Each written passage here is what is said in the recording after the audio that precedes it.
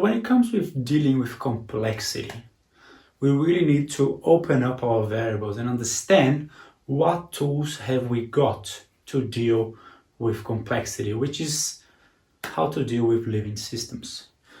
So over 20 years of research and practice, I have realized that there isn't a single framework that will solve all of our questions. And that's why here in this traineeship, I propose and I offer and I facilitate a multi-framework process. That is, we have a whole range of ideas and courses that I've done, and I bring them together in a way to help you to understand which one of those should be used at a particular point in time.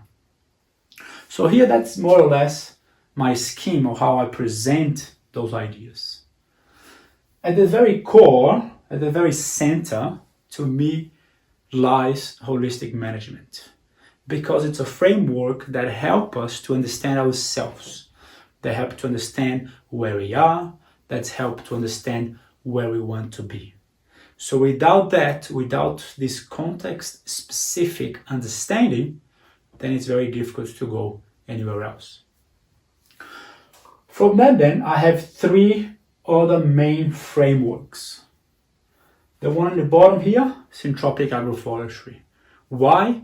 Because to me, it's the best tool to help us to manage life, to manage living forces, to manage plants, to manage biology as a macro framework. To me, it has all of the tools that we need, as well as some philosophical aspects, which I find very important, to help us to go out there and see where are we lacking life and what can we do to increase both the quantity and the quality of life processes.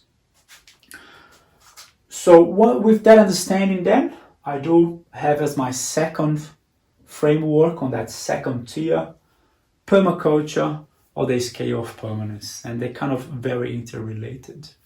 And with that, we step away and we are able to see a bigger picture, to see relationships, to see where I fit in the landscape and how does the landscape fit with me. And then hopefully we start to create a place where things are interconnected and things help each other out. And then finally, I've got biodynamics, because the biodynamics can take us into a next level, to a next outer shell, really by helping us to understand about macrocosmic forces, planetary movements, and how they influence us, not only in our psyche, but also in our relationship with our land. So it goes all the way up, but it also goes all the way in, helping us to understand what are the goals, the objectives, let's say the evolutionary pathway of our Mother Earth. So with those four core frameworks, we now have a very substantial place to start. Where I am, how am I going to be managing life, how can I understand the landscape for an outer perspective, and how can I understand the macro, the really big picture. And then from them, we can go into many other directions. So these are some of the directions that I have been. Arboriculture training, help us to understand pruning, help us to understand dropping trees, help us to understand cutting, trimming, chainsaw use. Very important when we're dealing in an agroforestry system.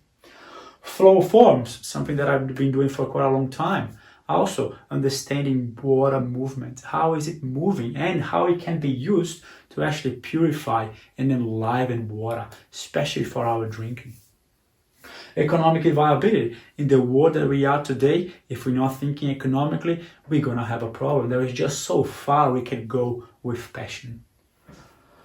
The soil food web, we must understand what sits underneath. The soil is the most alive part of the planet, is where life really begins. That's where everything comes out of. So we got to understand that if we don't really support that food web underneath our feet, it's going to be very difficult for us to have a living botanical frame as well. And then water cycle restoration here, We are looking at how is this water moving through the landscape. But more importantly, what can we do to slow it down, to invite it to soak in, to stay until it's required, to how we can optimize its qualities, the quality of exchange, really. We really need to understand how water is moving into our landscape and what can we do to let it sit for a little longer. Market gardening, something that I've been doing, not on a commercial level, but for a very long time, the production of horticultural crops, understanding how they come together, now with a Syntropic framework as well, understanding how we can put those really quick crops together, how can we plant it, can we use green manure, and all those very valuable tools that we can gather from depending on our context, especially if we need some cash flow, although it does require a fair bit of work too. Soil testing and organic amendments, when I started to pay a bit of attention into that, my Syntropic practices really went to the next level. The idea here is not to feed the plants, but to really help to support that soil food web. So we gotta understand physical properties, chemical properties, biological properties, and what kind of organic amendments can we use, which is much more complex than the whole synthetic industry we've got. Land mapping, again, another layer where we can start to really put things into paper. For me, mainly for communication reasons. To me, we gotta get out there, have a feel, have a walk, have a touch, but these provide us with great communication tools that we can really expand and tell the world how things are moving and why they are moving in such a particular way. Irrigation and fertigation, again, we got to understand that water, what can we do, how can we optimize that water cycle, and when are the key points in time for us to use that very valuable and usually very expensive resource as well. And if we do have the capacity for that, fertigation plays a very important role, especially into bringing biological resources into our areas and really repopulating and increasing that life. Fertigation systems are very powerful. Mushroom production is something that I've been playing more recently as well, both as an economic opportunity, but also as a way to optimize and perhaps increasing the speed of decomposition. Especially if we're having lots of woody material, why not inoculate them with some shiitake mushroom, for example, or a whole range of other mushrooms, and get that decomposition going quicker, but also more enlivening, really into a whole decomposition process. Coming around into career natural farming, helping us to bring some other tools onto the table, especially in terms of fertilization in a more holistic way, very powerful as well, that we can start to bring into our syntropic systems.